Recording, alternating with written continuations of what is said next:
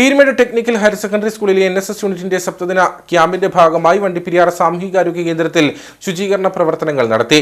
പഠനത്തോടൊപ്പം വിദ്യാർത്ഥികളിൽ സാമൂഹിക പ്രതിബദ്ധത വളർത്തിയെടുക്കുക എന്ന ലക്ഷ്യത്തോടെയാണ് പരിപാടി സംഘടിപ്പിച്ചത്.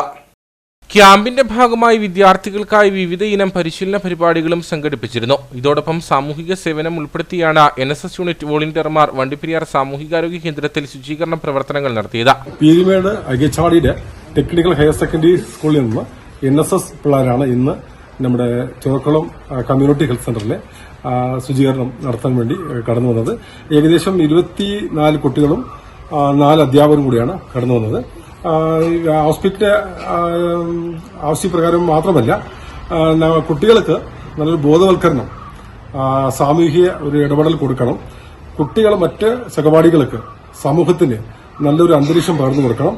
അതുപോലെ തന്നെ കുട്ടികളുടെ ഭാഗത്ത് നിന്ന് ഒരു സമൂഹ കാഴ്ചപ്പാട് ഉണ്ടാക്കിയെടുക്കാൻ വേണ്ടിയാണ് ഞങ്ങൾ കടന്നു വന്നത്. വളരെ മനോഹരമായിട്ട് പ്രിയ കുട്ടികൾ ശുചീകരണ പ്രവൃത്തി നടത്തി.